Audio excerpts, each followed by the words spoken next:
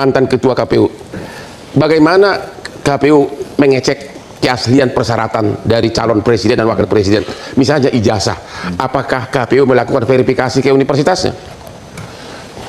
Iya, jadi ketika peserta pemilu datang ke kita, ya, kalau pemilu presiden berarti capres dan cawapres, ya, seluruh dokumennya kita verifikasi. Ke siapa? Untuk ijazah itu kita minta mereka menyerahkan ijazah, fotokopi ijazah yang telah dilegalisir.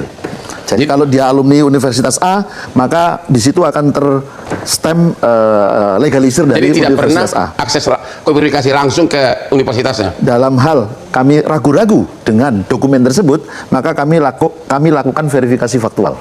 Pernah nggak dilakukan itu? Kami lakukan. Kasus yang mana? Presiden yang mana? Kalau waktu pencalon Pilpres kapan? Seingat saya kalau pencalonan Pilpres kami tidak ragu dengan dokumen-dokumen yang diserahkan. Jadi belum pernah dilakukan? Verifikasi dilakukan. Nggak, verifikasi kan ada universitas belum pernah dilakukan? Verifikasi saya tidak mengingat ya, karena tim verifikasi itu kan ada tersendiri, teman-teman gitu. Tapi dalam hal kita tidak yakin atau mengalami keraguan-raguan atau ada masukan dari masyarakat, maka kami melakukan verifikasi faktual. Jadi dua tahapan verifikasi kita lakukan. Pertama verifikasi administrasi, kedua adalah verifikasi faktual. Kalau tidak ada keraguan-raguan, kenapa harus dirahasiakan? Di era kami tidak kami rahasiakan. Kami punya sistem informasi namanya Silon, Sistem Informasi Calon. Seluruh dokumen yang diserahkan kepada kita itu kita pampangkan, termasuk dokumen ketika pileg. Itu kan ada puluhan ribu kandidat tuh, kita tampilkan. Nah, seperti disampaikan oleh Ketua Komisi 2 tadi, memang ada dokumen yang tidak harus atau tidak boleh untuk ditampilkan, kecuali ada persetujuan dari yang bersangkutan. Nah, kami di dalam formulir itu kami cantumkan apakah Anda bersedia ditampilkan atau tidak. Nah, pada saat itu semuanya menyatakan bersedia untuk ditampilkan. Jadi sebetulnya justru mereka tertolong gitu ya, karena KPU mempublikasikan profil dirinya gitu loh. Ini pendidikannya luar biasa. Oh, ini aktivitasnya luar biasa. Itu dicantumkan semua dan kita publikasikan gitu. Oh, begitu. Itulah makanya visi misinya. Gimana, Pak Rek? Itulah makanya mengapa ini harus dibuka soal ijazah misalnya. Bagaimana kita tahu bahwa ijazah itu asli? Boleh jadi KPU-nya tidak terlalu peduli. KPU baru peduli kalau juga ada masukan dari masyarakat. Tapi bagaimana masyarakat mengetahui bahwa ini asli atau tidak kalau mereka nggak pernah melihat ijazahnya? Nah, oleh karena itulah menurut saya ijazah itu bukan dokumen yang dikucilkan, bahkan dokumen yang wajib dibuka kepada publik. Sama seperti LHKPN. LHKPN itu bahkan ketika dibuka pun kita tahu itu kadang-kadang nggak jujur kok mereka membuat LHKPN itu. Masa ada calon presiden misalnya gitu ya, kekayaannya cuma segitu, kita tahu apa yang dilakukannya tiap hari macam-macam dan sebagainya. Ini pun mau ditutup oleh KPU. Pak Juanda, Bapak sebagai ahli hukum, KPK malah mengumumkan LHKPN, benar kan? Kok di sini malah dikatakan nggak boleh lihatnya, malah di sini dokumennya tertutup di KPU, kan bertentangan itu. Gimana menurut Bapak? Ya, tadi saya melanjutkan, itu kan memang dalam konteks negara hukum ini ada 2 dan 3 sebenarnya pedoman. Pertama, seorang pejabat atau lembaga negara itu mempedomani peraturan perundang-undangan. Itu satu. Yang kedua, asas-asas penyelenggaraan pemerintahan yang baik. Yang ketiga tentu di situ adalah etika yang perlu dikedepankan. Nah, dari 3 hal tadi, saya melihat 2 dan 3 ini semuanya sudah dilanggar oleh KPU. Nah, kenapa saya katakan seharusnya barang yang seperti yang dikatakan Bang Roy tadi, hal-hal memang tadi sudah ada 2 hal, ada yang memang bisa dibuka, ada yang memang sudah tidak dibuka, memang sudah hak publik itu. Nah, oleh karena itu saya kira ini sangat janggal saya lihat dari tindakan ini. Yang paling saya aneh itu setelah di SK kan kemudian langsung dibatalkan. Nah, ini kan tidak cermat publik. Oleh karena saya kira ini adalah hal yang sangat perlu kita pertanyakan kepada mereka yang ada di situ. Ada apa sebenarnya? Apakah tidak memahami soal-soal apa ini adalah kepentingan publik atau ini adalah rahasia?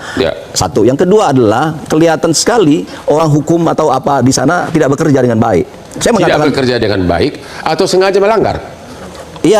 Saya masih berpikir positif, tidak bekerja dengan baik. Kan kita punya prinsip, kalau sudah terlalu keluar dari nalar yang normal, must be something wrong.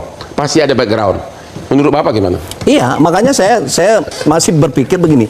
Ada sebuah dugaan saya bahwa bisa jadi begitu besar tadi, saya melanjut ke begitu besar pengaruh kekuatan yang dahsyat yang tidak bisa kita sebutkan dalam konteks konkret, tapi ada pengaruh-pengaruh luar sehingga orang hukum di situ tidak bisa bekerja dengan baik karena lebih besar kepentingan kekuasaan yang mempengaruhi dari keputusan itu daripada orang berpikir secara hukum. Misalnya, mungkin saja orang hukum mengatakan ini Pak, jangan dikeluarkan dalam bentuk keputusan. Ya. Nah, tapi bentuk ini, saya berpikir positif orang hukum di situ. Tetapi karena begitu besarnya pengaruh dari luar tadi, sehingga mereka nggak apa-apa. Jadi baru satu nih, Narsum mengatakan dugaan ada besar pengaruh sampai nalar hukum tidak berlaku. Ya, saya berani mengatakan begitu. Sebab tidak mungkin tidak. Kita tanya dulu KPU berani nggak mengatakan itu? Coba, apakah benar? Ini pasti karena ada faktor kekuasaan mempengaruhi sampai berani Ketua KPU mengeluarkan SK yang di luar nalar. Saya nggak bisa menyimpulkan ya, tetapi kalau di zaman saya dulu seluruh prosedur saya ikuti. Misalnya, pertama kami rapat pleno. Setelah rapat pleno, halo teman-teman, kembali lagi bersama saya di channel ini. Tentu kita sudah lihat cuplikan video tentang ijazah Gibran ya. Nah, mari kita lihat tanggapan para netizen ya yang disampaikan di bawah ini. Mantap, Bung Hotman, korek terus ketololan instansi di negeri ini yang membela kepalsuan dan kebohongan. Ya, semua ketua KPK di era Jokowi terlibat melindungi ijazah palsu Jokowi dan Gibran harus diseret ke penjara. Seret KPU era Jokowi dan adili sesuai dengan undang-undang dan peraturan perundang-undangan. Semangat Bang Hotman. Tegakkan keadilan di Indonesia sekarang sangat sulit untuk mencari keadilan. Orang jujur, orang amanah di negara 62 dibenci, aneh kan? Ya, kalau palsu ketua KPU ini wajib dihukum. Jokowi dan geng Solo harus diadili. Mantap Bang Hotman, Paris tegakkan terus keadilan. Ya, kejar terus Bang Hotman ya. Jangan kasih kendor mulut-mulut orang-orang KPU pembohong, yang penting dapat uang. Ya, demikian. Tegakkan kejujuran ya. Rakyat aja jujur memasak, penjabat gak mau jujur, udah dibayar pajak rakyat bos. Usut tuntas skandal ijazah Jokowi dan Gibran, sangat culas, jahat apabila terbukti direkayasa. Orang pintar akan selalu mencari keuntungan untuk diri sendiri. Ya, demikian pakar-pakar hukum mumpuni mulai terpanggil untuk membuka kebenaran. Bongkar segera skandal ijazah Jokowi. Nah, pokoknya rakyat seluruh NKRI ya menuntut kebenaran soal kepalsuan selama ini. Karena dampaknya luar biasa kepada rakyat, dibuat menderita, susah cari kerja, susah cari makan gara-gara soal kepalsuan selama ini. Jangan membela karena uang, suatu saat pasti diungkap. Ya, demikian. Yakin tidak ada verifikasi yang benar.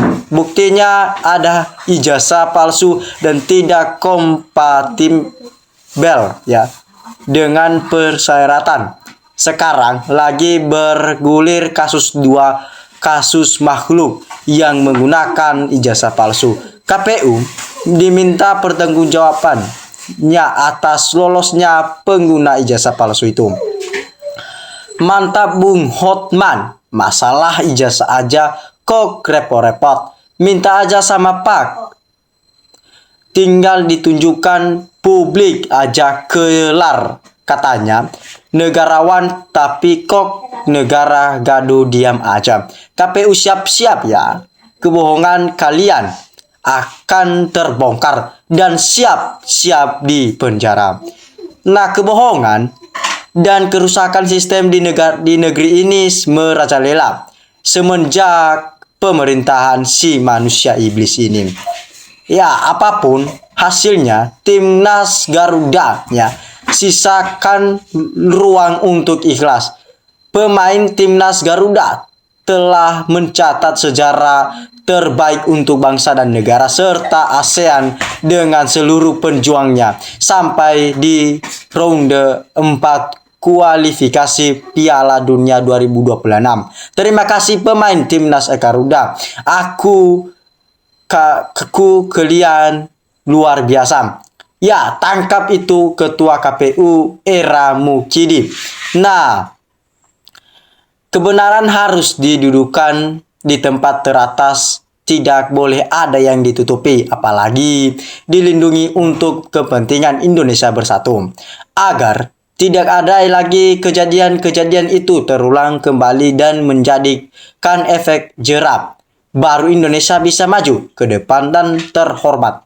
Ya, demikian kebanyakan rakyat Indonesia sangat mendukung Bung Hotman Paris supaya bisa membuka tabir mengenai ijazahnya Gibran yang diduga ijazah abal-abal tapi dilindungi oleh KPU.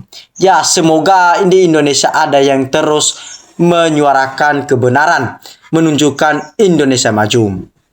Ya, tangkap Jokowi dan KPU juga kroni-kroninya, pecat Gibran maka gaji tapi dipu ijazahnya, palsu tidak sekolah yang asli sekolah, banyak nganggur, kasihan. Rakyat Indonesia dibohongi Jokowi sekeluarga dan kroni-kroninya.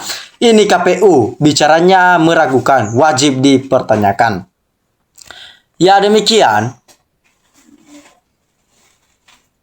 Tuhan Yang Maha Esa, kami rakyat Indonesia berserah diri kepada Tuhan Yang Maha Pemurah bersama Presiden Prabowo Subianto dan binasalah orang-orang yang berdusta lagi melampaui batas. Amin. Nah, KPU pembohong besar, pengkhianat ya. Bangsa Indonesia tercinta ini, orang yang membela kebenaran dan keadilan di negeri Indonesia tercinta ini. Ya, betul, yang namanya untuk masuk pejabatan publik namanya kurir ya, ke Kulum Pitei, itu harus ada yang isinya biografis, ya, biodata yang harus diketahui oleh masyarakat.